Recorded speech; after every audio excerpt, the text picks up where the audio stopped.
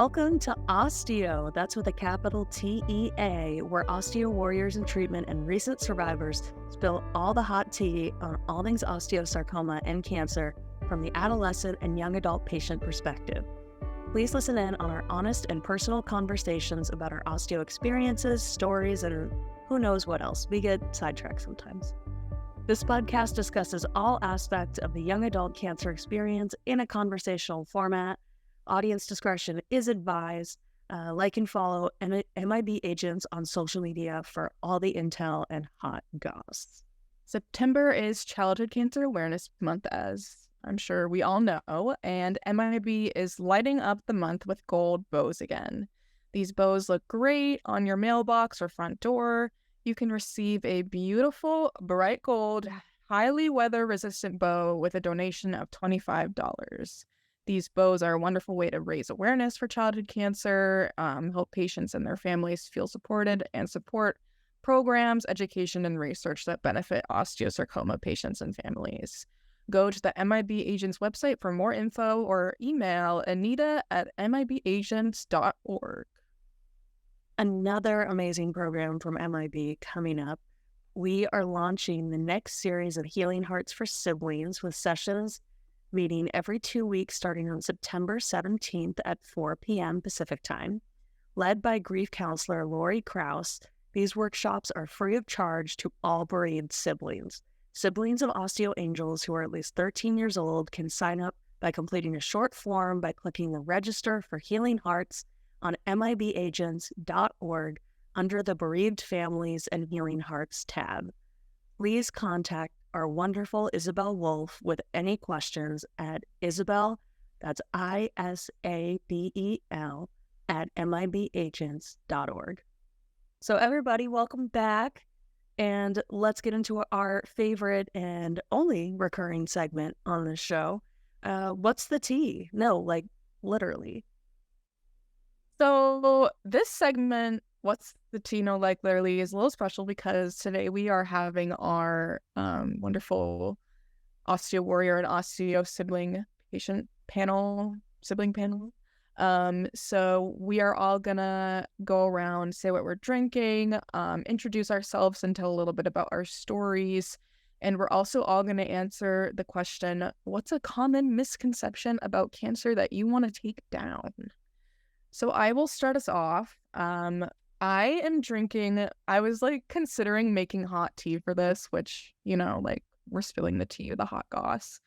But it is like, we're having a heat wave in Massachusetts. So I was like, no, I'm going to make my cold brew tea. So I have in here, it's peach green tea, and it's like cold brew. I think the brand is Tea Pigs. But in this water bottle, we have our MIB agent man, of course, the club you never choose to become a part of with a little ribbon, and emotional support water bottle. Please do not pet. So I take this to chemo with me, but we'll do a little taste test. Oh my God, so refreshing, so good. I'd give it a 7 out of 10. And I'm sure the audience knows a little bit about me, but if this is your first time listening in, my name's Camille. I am an osteosarcoma patient. I was diagnosed when I was 10 in 2013, and I have been relapsing on and off since then. I'm currently on my 8th relapse, undergoing chemotherapy, and I had a right limb salvage procedure. And then I guess a common misconception about cancer that I want to take down is that, you can have hair and live a pretty normal life, but still have cancer. And I was on several treatments that didn't take out my hair before this current one that I'm on, and I felt so out of the loop, and I didn't feel valid in my experience. But yes, you can have hair, look healthy, but still be going through what is pretty impossible. So yeah, I'll pass it off to Mia. What you drinking? So I am just drinking the classic beverage of all time, water. because it is about 103 degrees outside, even though it's only noon down here in Southern California. It is quite hot, but to treat myself, I have some chocolate donut holes that I will be enjoying after the show. And the water is, let me give it a taste, slightly above room temperature, which in my mind makes it a 10 out of 10 in this weather. And as we all know, water is the true adult beverage. So water is the best beverage out there. Stay hydrated in that heat. And a cancer misconception that I would like to drag down would be that patients will often look like how they are presented by popular media, i.e. The Fault in Our Stars, or list any other cancer or medical movie, frail and pasty and all this stuff. And that's far from the truth. I feel like, especially with osteosarcoma, a lot of the treatments that we're given, there's usually steroids involved, there's usually weight gain, there's body changes that aren't kind of that frailty that they present us in the media. So I would like to drag that down, and Camille just touch on the hair thing. Like, I still fully have osteosarcoma. I'm just not on active treatment. So I have hair, and people will walk up to me all the time and they'll go, "Oh, you're so young and you look so good." And I'm like, "Yeah, I'm sick, not ugly." Like, I don't know what to tell you guys. So yeah, that's a misconception that I would like to drag down. Andrew, you're up next. All right, well, kind of copying off of Mia, I'm drinking water too. Pretty good. And the number one, I guess I should introduce myself. So I'm Andrew. I was diagnosed in 2017 in my proximal right femur. I had limb salvage surgery, went through the basic MAP chemotherapy, and then that following year I was declared NED, and now I'm 5 years no evidence of disease. So the number one misconception I would like to take down is kind of that when you're done with chemo, it's kind of like over, like you're done with cancer. Like, I talk to my friends and I'll like talk to them about how I have like a CT scan of my chest, or like, "Oh yeah, I have to go into the hospital for blood draws," and whatever. And they're like, "Oh, you're still doing like that? You're still doing that? I thought that was like 5 years ago." And I'm like, "Well, I'll probably be doing this for quite a while, not just, a year or whatever." So yeah, probably that when you're done with chemo, it's not over. You still have, all this testing. There's still metastases that can occur, even, being 5 years on. So, right. I feel like the real answer fight song is "It's Never Really Over" by Katy Perry. And just because it's over doesn't mean it's really over. And if you think it over and it's really fast, but basically it's, I guess it's never really over. And I agree with you, Andrew. It is a very common misconception. So Jillian, what you drinking? Okay, so last time I had a really boring tea. Now I don't have tea, but I do have peppermint hot cocoa from Trader Joe's. And yeah, I know it's not like hot cocoa season, but like I drink it year round anyway. So yeah, I give it a solid 8 out of 10 because I love this stuff. Like, I'll get like literal tins after tins, and then I'll drink them like literally every month. If you don't know me, I'm Jillian Okimoto. I live in New York City, and I will be 5 years cancer-free late August. It's really nice. I was diagnosed in December of 2017, and I've done, I think, 10 surgeries since then. I did 9 months of MAP chemotherapy, and rather than do limb salvage or knee replacement, I did a process called distraction osteogenesis, which was able to regrow my bone rather than replace it with metal or some other bone replacement. Common misconception about cancer, I'd say, like, many people are surprised to see that like my hair is like grown back. Like, most people expect like they get not to grow back. You're just bald for the rest of your life for some reason. So people do ask me, oh, is it a wig? It's not a wig. I'm really happy about that. But there's also like this misconception that it just like grows back normally. For one, it gets a little bit curlier. And number two, it's a lot thinner than before. Like it looks thick, but it's not that thick. It's pretty thin. Yeah, that's like the only one I could really think of. Yeah. Yeah, but Sloan, what are you drinking? I'm drinking water because I've always struggled drinking like enough liquid, so I've been trying to do better. So that's what I'm drinking. It's like water, so I don't know what to rate it. It's just water. My name is Sloan Dyer. I live in Atlanta, Georgia. I was diagnosed in 2016 with a over 9-inch tumor in my right leg. I had an initial limb salvage and full MAP chemo, and then recently, after almost 6 years of debilitating pain in my limb salvage, I electively amputated my leg.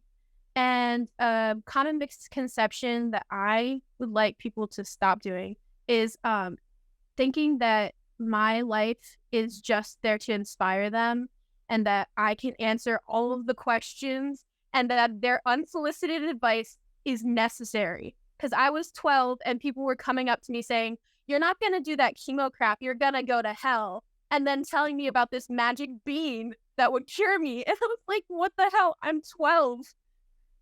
And then like basically with amputation, like everyone was like, you'll never be normal. I'm like, I'm already not normal. So what the hell? But that's kind of like what I want to like voice to people is that my life and people who go through this stuff, our lives are not there just to be entertainment and to be inspiring and to just get as much information out of us. We're people. We live our own lives and we don't just need to constantly relive our traumas just for you. And it matters. I actually recently made a TikTok saying that like cancer patients are not here to be strong or be your inspirations. Like we are real people going through really traumatizing stuff and like deserve to feel our emotions and not always be strong or like outwardly inspire people. But like we're not like suddenly like Yoda, like wise beyond all belief. Like no, like we are literally just people that have a pretty rough set of cards that have been dealt to us and we're doing the best we can. But hi, I'm Max. I'm from Long Island, New York, and today I'm drinking herbal tea, trying to get that midday caffeine boost in. And I was diagnosed with osteosarcoma in 2015 when I was 10 years old, and I finished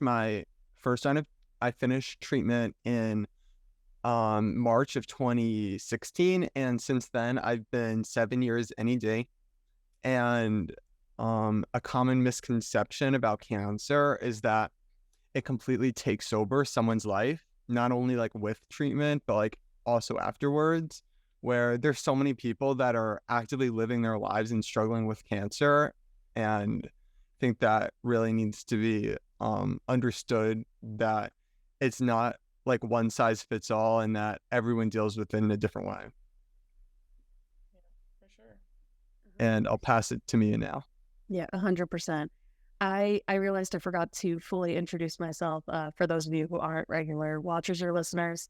My name is Mia Sandino. I live in LA. I was diagnosed with osteosarcoma September 15th, 2018. They found the tumor exactly a month before, thought it was benign. It was a whole shebang. I had a limb salvage. I named him Rodney.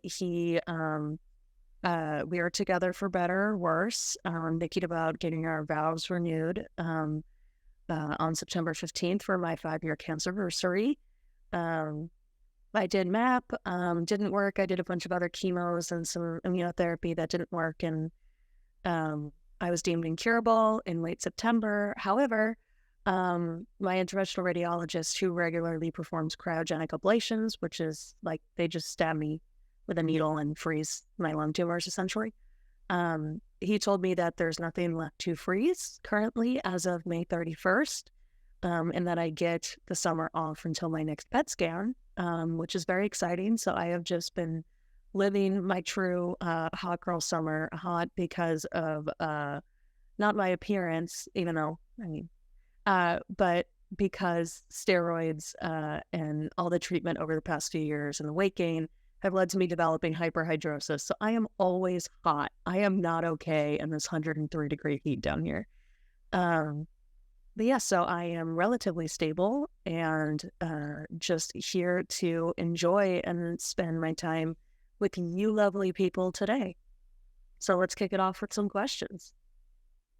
But before we dive in, this was inspired by the patient panel at Factor 2023 in Atlanta.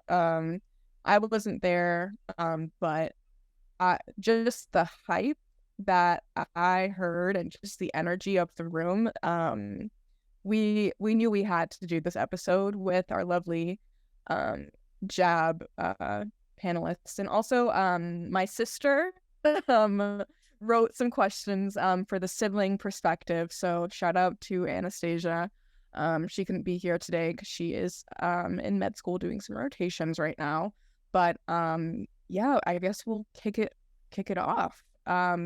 So first up, we have a question for Andrew, and it is, what are some of the cringiest things that you can say to someone with cancer? So I'd say the cringiest thing anybody's ever said to me, I was maybe like towards the end of my treatment, and I got like a card in the mail from somebody like saying like get well soon or whatever, and I was opening it in front of like my family, and I had some relatives over and whatever, and there was like a gift card and whatever, or gift card in it or whatever. And I remember somebody said to me, "Oh wow, you're so lucky to have osteosarcoma." And I couldn't tell if they were joking or not. It was tough. Then I like immediately inside I went, ooh. And then I looked at my parents, and I saw my mom's like eyes like staring at this person, and I was like, this is shit. It was a night. But that was probably just the whole like, I don't even know what to say to that, really. It's, you can't really justify it. It's tough. But yeah, I'd say that was the worst. That's the one that sticks to mind the most. Yeah, it's hard to forget about that one. So Yeah, like I think I had someone say to me like, "Oh, like at least you have your leg. Like at least you didn't amputate your leg." Because I know someone that had to amputate their leg. I'm like, no one is winning here. We all have cancer. Like you're like literally what? I'm just like shocked. Like I don't know if you guys saw me just like jaw dropped as we're saying. Like it's just, yeah, it was really awkward. I didn't even know what to do. I don't know. And then the look on my mom's face, it was just a nightmare. Are you still like in contact with the person that sent you this? Yeah. It's still like hard to forget it. Like, I see them, but it's hard to like forget about that. That's like telling me I'm lucky to have like cancer. That's not something to forget about. But I guess I don't know. I can get my own gift cards and my own coloring books. Yeah. Sir, thank you very much. Whatever. Sure. So Jillian, what makes you feel supported and seen in your journey by your loved ones? I guess like my sister was with me throughout the whole process, so like a lot of the things I remember from back then, specifically from loved ones, was just like hanging out and chilling with her. Like she would come and visit me in the hospital after school, which I'm guessing that was like horrible for her because like she hates hospitals in general, but like putting those things aside and like still visiting me there. And like there's like this one specific memory of something that she did for me. So like at one point my leg wasn't straightening out properly, so my surgeon gave me like this brace to basically strap it into like a straightened position like for hours on end. And it was like one of the most painful experiences of my entire life. But then like back then she would just like sit with me on the couch and she would just distract me with like a ton of YouTube videos, and we just hang out and chat and like watch the videos together. And like just having her with me, like knowing that I was going through something, but not really commenting on it, just like helping me through it, and, like giving me like a normal experience. Like, I think that's one of the best things a loved one can do for you in like that sort of situation. So actually, my sister was able to answer some questions that came in. So the question was, what are ways that siblings can help when their OsteoWarrior siblings return home from the hospital or a procedure? What are ways to help mitigate stress within the family during a stressful treatment course? So she said, when Camille and I were younger and she was going through her initial course of treatment, I did my best to identify things in Camille's care that I was capable of doing where I could step in and take something off of our mom's plate. To give an example, if Camille had a medication that needed to be given overnight, I took care of that so that my mom could get a good night's sleep. But there are smaller things too. Maybe your sibling had just come home from surgery. You can always make sure that they have a cold ice pack if they need it. You can make sure they have some water or their favorite beverage nearby to stay hydrated. Little things like that. But besides contributing to their actual cancer care, it also makes a world of difference just to be there for them as a sibling, keeping them company on hard days, thinking of fun ways to spend time together on better days. Just being present and supporting them as a sibling is probably the single most important thing you can do, however that looks in the context of your family situation and your relationship. So I'm definitely hearing from Jillian, like, your sibling did that for you. And my sibling did that for me. And, you know, that helps a lot for us. Yeah. And it's, I'm an only child. So I have two half siblings that live on the East Coast, but it's not like we're that. Anyway, what really helps, what you can tell your friends is a lot of people will often text you, is there anything I can do to help? And sometimes that can feel overwhelming. These are two things that I've learned to ask for.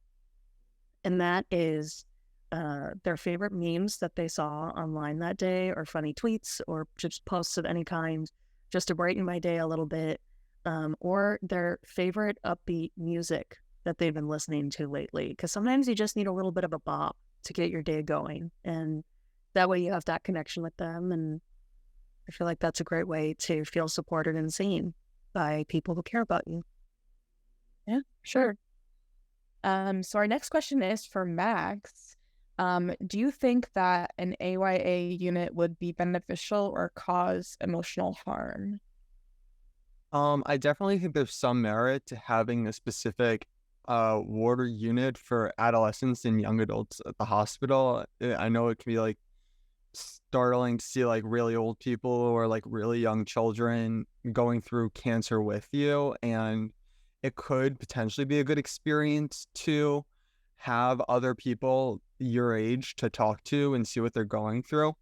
However, when I like think back to my experience, I really didn't want to be like social at all when I was going through treatment, and that could have potentially made me like go into my shell a little bit more. And also, if you're like thinking like logistically, it might not be the best for like dividing resources to like single off adolescents and young adults, which that might be really important. So it's kind of a double-sided coin where there's definitely some merits to it, but it really depends on the kid, on how successful it'll be. My hospital does something really great. They have like a pediatric floor that goes from like newborns to 32-year-olds, but they have a special clinic just for AYA patients. So they have like special AYA support groups, special AYA PT, that kind of thing. So it helps separate you a little bit, but you still don't have to separate those resources. And you still, if a person like enjoys like being in the company of like playing with, like I played with a lot of younger kids because there weren't many teenagers around. So I think some people can benefit from being with other age groups. So I think they do a really good job of like not forcing anybody to do like specific things, but having those resources available. Yeah, for sure. And yeah, like glad that your hospital does that. It really can make a difference. Alrighty, so Sloan, Is there a best way you found to deal with times of uncertainty, like a questionable scan or waiting for results? We've all experienced anxiety here. It sucks. What are your ways of coping with anxiety or just being nervous for a procedure, etc.? Yeah, so I had a lot of scanxiety, like for my first few scans after my treatment was over. I would stop eating and drinking for weeks in advance. Like it would throw off all of my counts and all of that kind of stuff, which made my scans even worse when they came out. And so my parents had to work a lot with me about like getting through that and working to see that my scans weren't the enemy, essentially. Like when I was about 14, I started to understand like if it was gonna happen, it was already there. It's not like on scan day, it magically appears. So I think looking out for like cause for worry is really helpful in preparing yourself, but also don't let that overtake your life. Like there's no way you can really prepare yourself enough for a bad scan result. Like I have these unidentified things in my lungs and on my scapula. We don't know what they are. They've been there since the beginning. And I've just had to learn how to deal with not knowing what they are. And if one day they start growing, you know, I somewhat know what I'm going to do, but I don't at the same time. So I think not letting that nervousness about those unknowns carry through your entire life, but also letting yourself experience that kind of uncertainty and that pain can be very therapeutic and help you prepare for good and bad results. I couldn't agree more. I feel like that is like literally what me and Mia were talking about on our scanxiety episode. Like scans are not the enemy, and like if something's going on, it's not going to magically appear like the day of scans. Like scans are tools that help your doctors figure out like what next steps are, if next steps need to be taken. But nonetheless, like they are still like an extremely dysregulating period of time. Like I have scans next Tuesday. We're recording this on a Wednesday, so Tuesday, so less than a week. And I mean, I'm terrified. Like as far as we know, my tumors are shrinking and chemo is working, and there's no reason to believe that it wouldn't be. But it's still like just all of the traumatic memories of like, you know, I mean, I've been in that same scanner at my hospital so many times. Like just going in for the procedure can be like emotionally dysregulating in itself. So however you experience scanxiety is so valid. And yeah, Sloan, I really love your insight into that. But moving on to Andrew, we have another question for you. With what you know now, what would you tell someone being diagnosed with osteosarcoma today? I'd say the biggest thing would probably be if you have a question or a worry that you should communicate it with your doctor. I think my number one, I guess, regret with going through treatment was like, I don't know, maybe it's because I was so young, but like I would get like treatments, or like I would never ask my doctor, oh, hey, like what does this do? Or like, why am I getting this kind of treatment? Or like I would get like a cup of like pills I would take in the morning, and I guess I would wonder like, oh, I wonder what these do. I guess I just have to take them. They're telling me to take them. And I think that introduced a lot of like anxiety, just with like, I don't know, feeling like I have no like control over like a disease that, I mean, I have. So it's, I don't know. It was kind of like, I don't know how to put it, but I don't know, things were just happening, and like, I just kind of went with it. I never like asked, oh, hey, what does this do? Or, you know, what happens? So I think, yeah, that definitely introduced some like worry in me. So I think if you have a question about a medication, it's never, you know, a problem to ask your doctor, hey, why am I taking this? And what does it do? You're not like you know, like gonna offend your doctor in any way. You want to know what's going on. You have a right to do that. So Yeah, there are no stupid questions when you are a patient asking your doctor. yeah. There are many stupid questions directed towards us from family members and loved ones, as we've all experienced. But yeah, I concur. You really just kind of have to go with the punches. But if you really are worried, ask questions. I definitely agree with your point. So, Jillian, how satisfied are you with your limb procedure? And what feedback would you give to surgeons?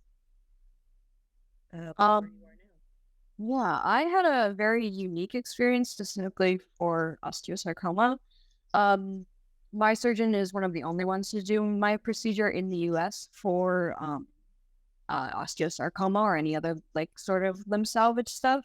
It's originally intended as like a dental procedure, and I believe my surgeon learned about it in Japan. So he went to study under this other surgeon for a while, and then he came back to the US and started doing it in New York. Yeah, so basically the whole thing is that there's a rod in my leg, and then like it slowly moves this tiny piece of bone down, and basically it tricks the gap in your bone into thinking that it's broken, and so it like heals the gap.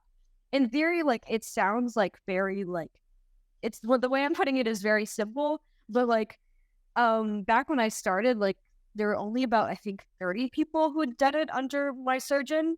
So like going into it, like there were a lot of like roadblocks, and like we were told that we'd only need like 2 or 3 surgeries, and it ended up being 9. So yeah, that was like pretty wild, right? And definitely not like something that you'd want to hear in like the beginning of the procedure, like, oh yeah, you have to do like 9 months of chemo, but you also like have to do 9 surgeries. And I only had my last surgery less than a year ago. So it's definitely not like a short procedure. But given like, especially at Factor, like I think like seeing like the variety of different treatments, like there was like a time where I doubted like, oh, would I really go through this whole thing again? But like I've been like able to start running and jumping. So like I'm really satisfied with how far I've been. But I'd say to like someone who is going through the same thing, like just like put your expectations, like keep them a little bit lower than you think. I think that's good advice for like any sort of experimental procedure. But yeah, like it's a long process, but yeah, have hope. Going in with low to no expectations is one of the ways I cope with scanxiety, but also any procedure I go into as well. Just because you're either going to be right or pleasantly surprised. So kind of, it takes away some of that stress. Thank you so much for sharing about your procedure. It's so fascinating. Does anyone else want to touch on their experience with their limb procedure? I could talk quickly about mine. When I had my big surgery during treatment, I had a limb salvage surgery and an internal prosthesis, which was a little new at the time. So there was, everything was like a little up in the air, but, the reason that like, we thought it was the best course of action for me was, I used an internal magnet to grow my prosthesis instead of surgeries to lengthen it. And I remember like this was like very experimental, and like that was a little nerve-wracking to like me and my parents at the time, but it's been a really good experience where it's been a little difficult to go into the city continuously to sit in the magnet and lengthen my leg, but it certainly is a lot easier than the alternative. And I just wanted to like underscore that this was like a good like experience, and that like the line of communication between the doctor and my doctor and my parents like really helped create like a good sense of like assurance and a good call to action with my prosthesis. Anyone else have any thoughts? My thoughts are like, I very much agree with the don't get your hopes up too much, because I went into surgery. I was forced to have a limb salvage. I wanted rotation plasty, but my surgeon told me under no circumstances would he do any type of amputation, and then referred me to only limb salvage specialists for second opinions who would not contradict him. So I felt very backed into a corner going in, and I wasn't sure what was going to happen. I was very nervous about it. And then I got out of surgery and I walked the next day and I was like, maybe this could work. And then as months went on, I got really good mobility. I was able to walk, like, I think the longest I got was 6 miles in a row. And then I was able to have full range of motion, all of that kind of stuff. But underneath it all, I was in a lot of pain, like debilitating pain. I sacrificed a lot of my social life. I wouldn't go out so I could go to school. I would like just stay by myself, and that was very isolating. And a lot of the time I didn't put together that it was because of my surgery. And then once this pain got bad enough this past summer, when I was like overlooking my options of what to do next, I looked back and I was like, oh, this is all this stuff that has gone wrong, even though I had technically the picture perfect limb salvage. And I think telling surgeons that to listen to your patients in the first place, don't just force your opinions on them. Because I mean, a lot of us are kids. We want to live our normal or as normal lives as we can. And a lot of that does not mean just having a regular leg. And also for surgeons who are getting these patients who want to switch, don't just write them off as teenagers who don't know their bodies, because that's what my surgeon told me. They said I was a teenage girl. I didn't know my body. Therefore, I was not going to get any sort of treatment.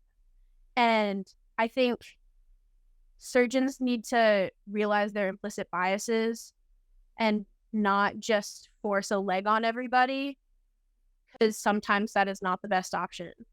But also really listen to your patients, because if limb salvage is the right option for them, then you need to actually listen to them too. Because I know a lot of people who have had like very similar experiences about limb salvage not working and then being forced to keep in it. But I also know some people who wanted limb salvage and really struggled to get it. I just want to say, Sloan, I'm so sorry that like that was your experience, and like I can't even imagine being backed into a corner by like someone who is like in authority and like the expert and like stuff like that. I think it's important that like treatment as a whole is like a collaborative one, and like there should never be like a forcing you to do anything. But I had a similar experience with my limb salvage. I had a pretty good, I mean, it was a fine procedure. Things were healing well, but my distal junction wasn't fusing, and so that was causing a ton of pain. So much that I didn't even realize this was happening. And so I like went for a follow-up with my surgeon, and it turned out that the titanium screws in my cadaver bone were snapping in half, coming up the ladder of the plate, like one by one, snapping from the pressure of me walking, and that little tiny crack not being fused. So I went through 2 surgeries, one of which they used an external fixator in the operating room to like computer generate the exact alignment and like position to make my leg straight and to hopefully heal that. They also broke my fibula to hope it would generate some bone growth, and that was finally successful. And I can't imagine having to undergo like more surgeries on that, because I think bone pain is some of the worst pain you can ever experience. And that was in 2017. My leg has been super, super good ever since that external fixator surgery. So much so that I'm able to like walk campus. I'm able to, this is surgeon approved, run and jump when needed. And I'm able to like dance in like musical theater productions and all of that. So I'm very satisfied with my surgeon, first of all. It was not a great experience. Like, I don't think any surgery or any like, limb salvage or amputation or anything is like a fun experience, but I think given the circumstances, it was the best it could be. But any other thoughts on limb procedures before we continue on? Yeah, I'll kind of speak on mine just for a second. So kind of going with what Sloan said, I had a surgeon who, when I went in to talk about like what my limb salvage surgery options were, he was pretty confident in one option. And he was kind of like, yeah, this is pretty much the one you want to do. This is, what you should do. It's the best option. But it was like a rod cemented into my bone. And I'd have to get like a lot of follow-up surgeries after that because it would really like kind of corrode that bone away.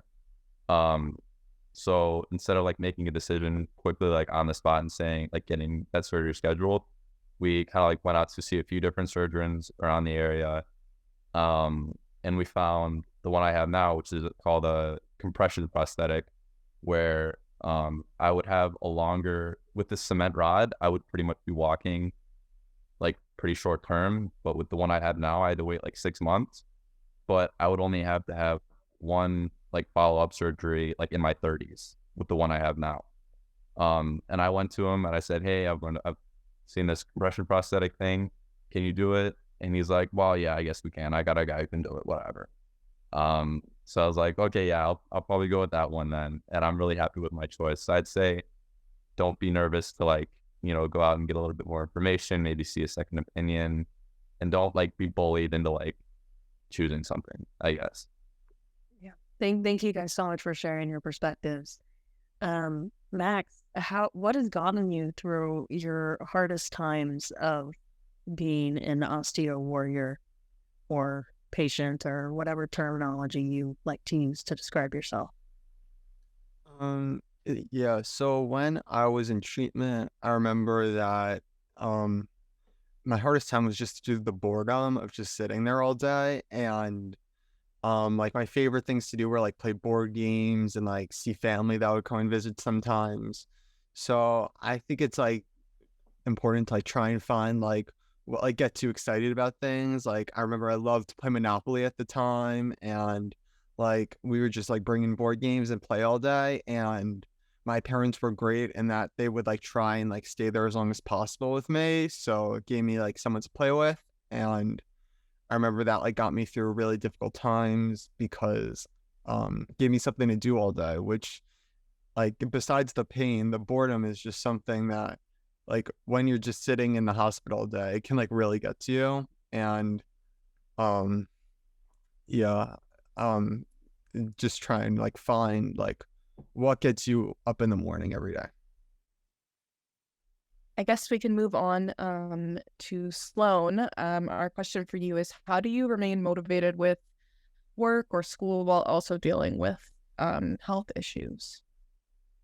I think I continued going to school through my treatment, like my frontline treatment. And I think what motivated me was that social aspect of getting to be out and not just be on a couch all day or in a bed all day, and seeing my friends and all of that. I think what really hurt was like I would get bullied a lot because I was in a wheelchair. I was the bald kid. One kid like threatened to push me off the stairs in my wheelchair. And I was like, what the hell?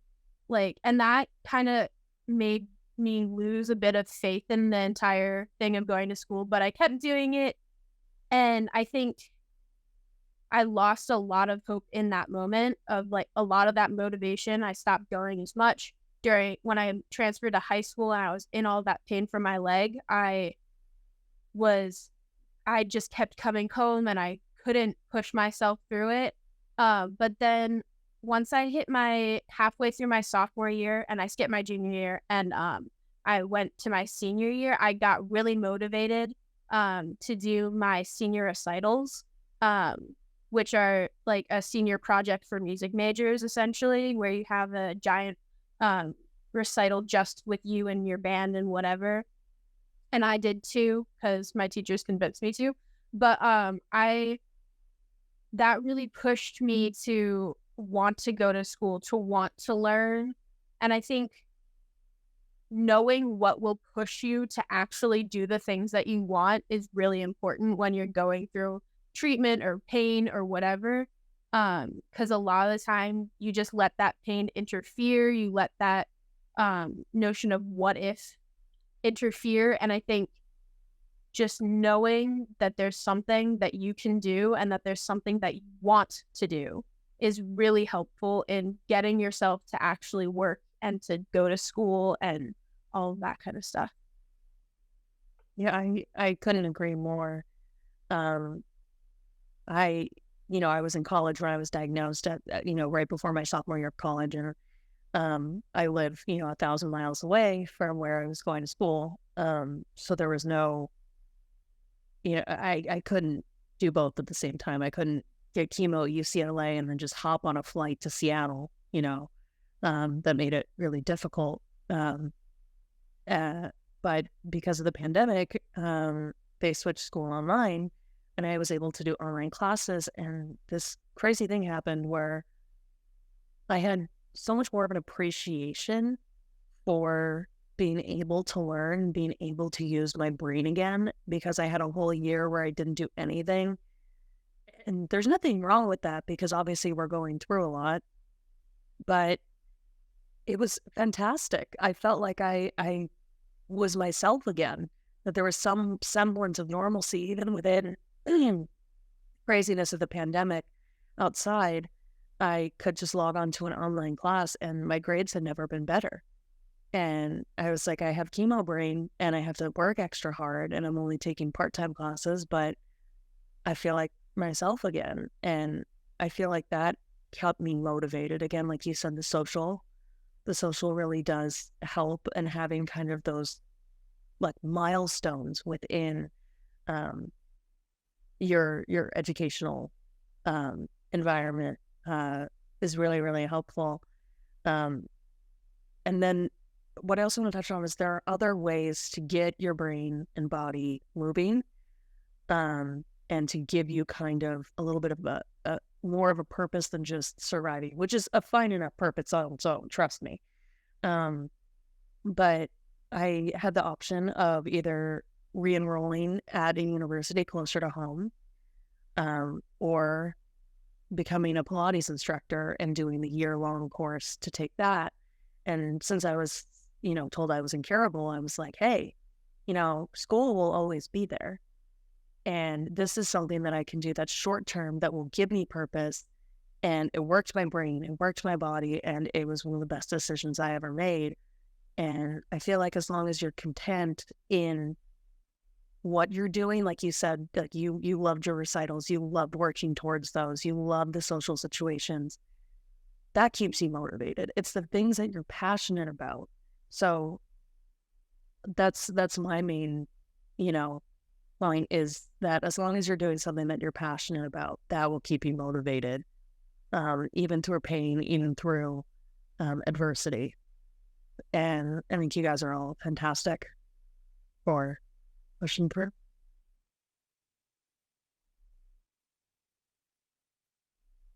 Okay, so I guess my sister's question is next, so I will read for you, Anastasia, if you're listening. So the question is, how do you deal with the why not me thoughts and guilt about being well when your sibling isn't? And she answered, to be honest, there's nothing that ever really stops those thoughts, but you can find comfort in the fact that they are completely normal and you are not alone in having them. Taking these sorts of feelings out with a friend or a loved one can help. It's also important to remember that these kinds of thoughts don't actually help anyone, not you, not your sibling, no one.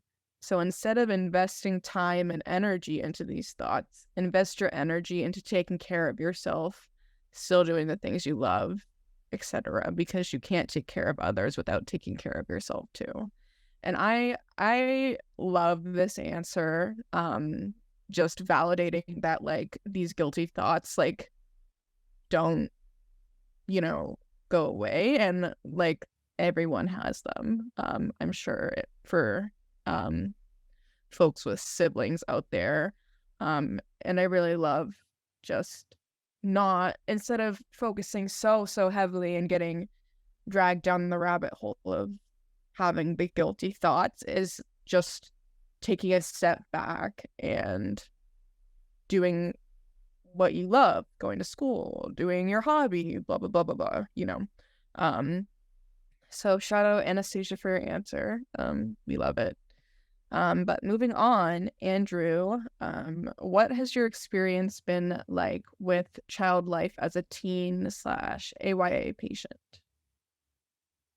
So when I was in treatment, that was about 5 years ago. So I don't remember the child life a ton, but I do remember it was always nice when, I don't know, I loved my doctors and I loved the people who treated me, but whenever they came in, it was hard to like not think about the fact that these, like, they always came in with a medication I had to take, or they were going to like ask me about the pain I was feeling. And it was so it was always nice when like a child life specialist came and it wasn't like accompanied by like a needle or like a medication that I had to get stuck with. It was always nice to have somebody who was just like coming there to like give me like a reason, like, hey, do you want to, you know, go out? They had like a center where you could like play board games, or like a room where you could like play video games, do something if you could like get out of your room. And it was always nice when somebody was just asking like, how are you? And not so much in like the pain aspect, or just like, how are you like mentally, or like your actual well-being, rather than like, you know, saying, how are you? And then, hey, can you take this medication for me? Or can I stick you? So I had pretty good, I had a pretty good like experience with all the child life specialists in my hospital. That's awesome. Child life specialists make a huge difference. I remember at my hospital, I was about to go in for my first thoracotomy, and I was really, really nervous for obvious reasons. Mostly because this was only the second time that I was ever getting an epidural, and it was much higher than it was for my leg surgery because they wanted to, you know, numb the lung area. And I was more anxious than I normally was before a procedure because this was, you know, not a limb salvage. This was not anything I'd experienced before. And I was absolutely terrified. I knew how barbaric, you know, thoracotomies were, and how much pain I was going to be in. And because of COVID restrictions, they wouldn't let my mom down. But because Child Life worked there, they counted as an employee. And one of the child life specialists went down with me from, you know, the general admission, not that, well, like just the pediatric floor. She went with me from the pediatric floor down to pre-op and sat with me and held my hands while they put my epidural in, and just chit-chatted with me about my favorite music. And granted, I was 20 at the time, 21 actually. I was 21 and still felt terrified. And Child Life, even though I wasn't a child, was still there and so incredibly supportive in that moment where I couldn't be with my mom because of COVID restrictions. And I think that they don't get the hype that they deserve because they are an amazing unit and team. And thank you so much for sharing your experience with them. So, Jillian, darling, how have people's reactions to your cancer changed as you've gotten older and or continued to relapse or have procedures? Well, I think as I've gotten older, like my appearance has changed a lot. Like I've gained back weight, which is really nice, and my hair is grown back, obviously. So like once it became like less obvious that I was like sick, people, like the main thing that people would notice would be like my scar usually. So when it was like more fresh and like more like obvious, like, oh, I just got surgery, like I was on crutches for 4 years, so it would be very obvious that I had some sort of like physical limitations. So people would usually ask like right off the bat, like, oh, what did you have? And I'd usually be pretty open about it. I'd never tried to hide it. Because like it's a whole big scar. It goes from my knee to my hip, and there's like a bunch like surrounding it too. So like I'd always be just like, oh yeah, I had cancer, but I'm cool now. Don't worry about it. Yeah. But yeah, I get as I've gotten older and like I've started to like walk again in the past year, and like I mentioned earlier, I can do more physical stuff. People don't notice it right away. Like I don't hide the scar in any way, but like people do notice it eventually. And when they do, my funny little joke is I tell them that I got bit by a shark. Yeah, which is always funny because then when I tell them I got cancer, they don't quite believe me at first. So yeah, I guess like people's reactions as I've gotten older, it's always been like, oh, yikes. But like once it became like less obvious that I was sick, then that reaction would usually be more severe. But like I think I've learned to like be really quick about being like, oh no, I'm okay now. Don't worry about it. So yeah, I guess like that's been like not much has changed over the years. Any other thoughts on this question for anyone? I feel like as a kid, I was always like told that I was not valid in when I would answer their invasive questions. And like they would be like, oh, you can't have cancer. I'm like, I'm bald, I'm on crutches, a giant scar. There are so many reasons that I could show you. But I think as I've gotten older, people believe you more because I think I have more conviction when I say it. And I think I also know how to handle these situations better.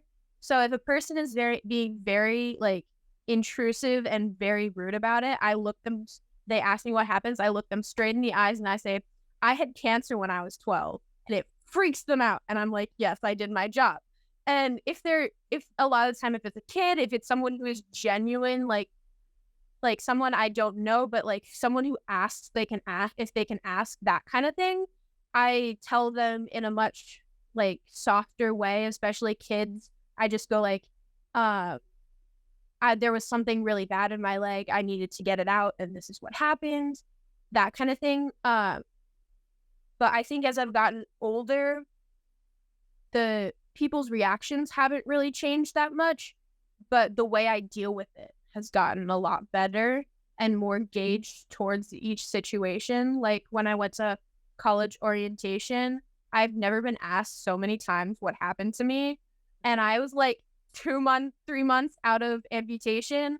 And I was like, I don't know what to tell you. If I tell you that I had a leg and that I cut it off electively, you're going to be freaked out. But, but I would just say, oh, I had cancer, so I cut it off. And then they would just like look at me weirdly and then like back away. And I was like, oh my God, these people are so stupid.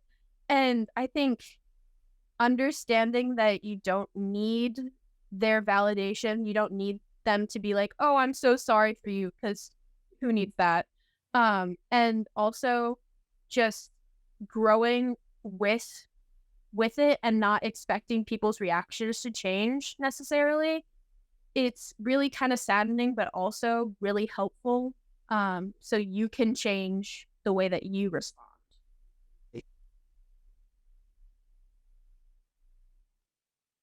Yeah, thanks for sharing. I think it's people's reactions can like just have such an impact on kind of your own like sense of self-identity and like self-worth sometimes.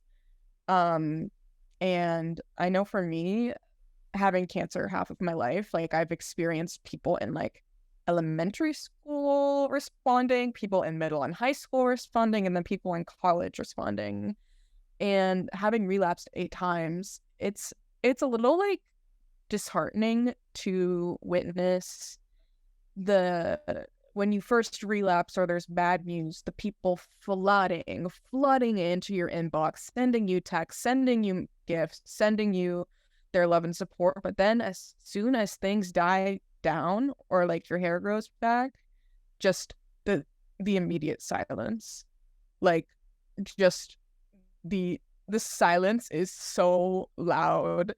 But I think as I've grown up, people, especially in college, like especially this relapse, people are more, I don't know, mentally cognizant of like, this is a human being, and like this, they know that this doesn't just go away, and that like people deserve support no matter what they're going through acutely.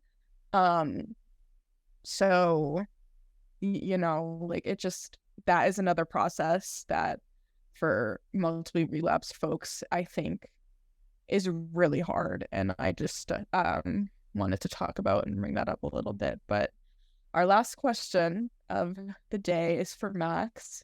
What has your experience been with taste changes while on treatment? For me personally, I didn't have many changes with my palate and like what I was actually craving. I'm more so just like lost interest in food completely when I had chemotherapy, and I just lost like all cravings, and it got so bad that I ended up having a feeding tube, and that was like really threatening to me, and that was the intervention that was necessary in order to help me survive not eating any food. And I know that like palate changes and taste changes can like come in like many ways. Like some people like crave different things, but it's important to know that like the only thing that's it's not the only thing that's threatening is the actual cancer when you're in treatment. And like I was definitely like at risk when I wasn't eating any food, and that like the threats of cancer can come in like many different ways.